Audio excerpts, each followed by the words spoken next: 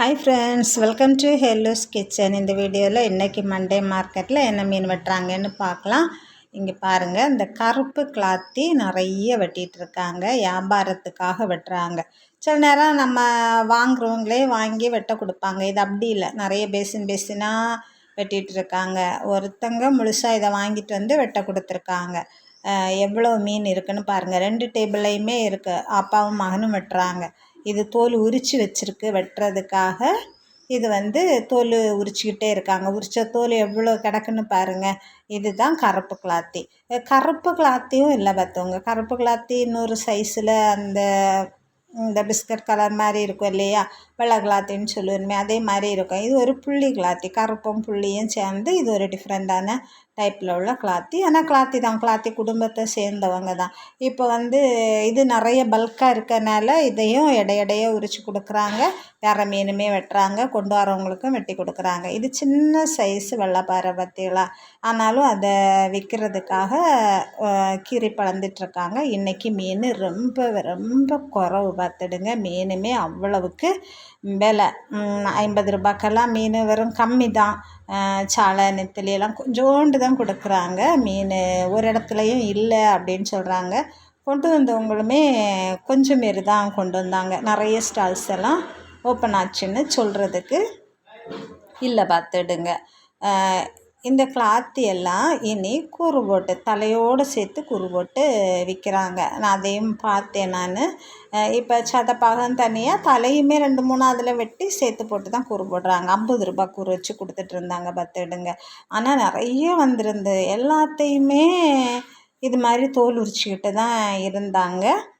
நமக்கு இந்த மீனை தனியாக வாங்கி தோல் உரிக்கிறது கஷ்டம் இல்லை. எப்படியோ அவங்க தோல் உரித்து தந்தால் அதுவே லாபம் தான். ஏன்னா நம்ம அதுக்காக ஒரு 2-3 மீன் வாங்கிட்டு 20-30 ரூபா கொடுக்குறதுக்கு அவங்கக்கிட்டேயே சேர்த்து வாங்கிடலாம். ஆனால் தோலோடு இருந்து அந்த சூழெல்லாம் இருந்துன்னா நமக்கு கொஞ்சம் ஃப்ரெஷ்ஷாக இருக்கா இல்லையானெல்லாம் நமக்கு பார்க்கலாம். இது அவ்வளவுக்கு எனக்கெல்லாம் பார்க்க தெரியல.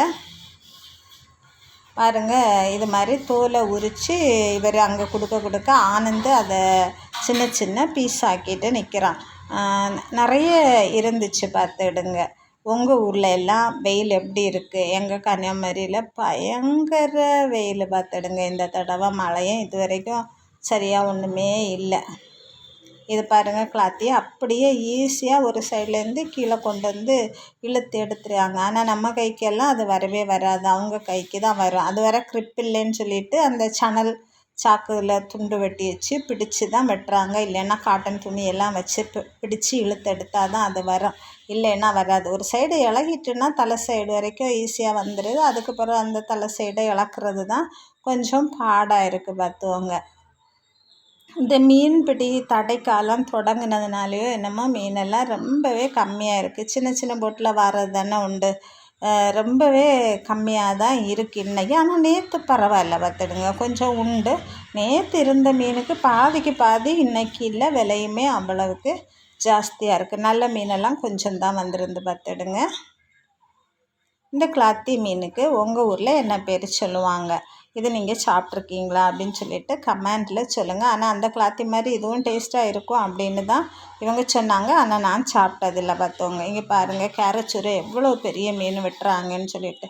நேற்றுக்கும் இது மாதிரி தான் பாதியை கொண்டு வந்துச்சு. ஒரு கால் துண்டை ஒருத்தங்களும் கொடுத்தாங்க. இது இன்றைக்கி வியாபாரத்துக்காக தான் கொண்டு வந்து வச்சுருக்காங்க. நிறைய பேர் பெரிய பெரிய கேரச்சூரை இன்றைக்கி நான் போகிறதுக்கு முன்னே வெட்டி வச்சுருந்தாங்க. முள் தலையுமே அங்கே இருந்துச்சு பார்த்துடுங்க.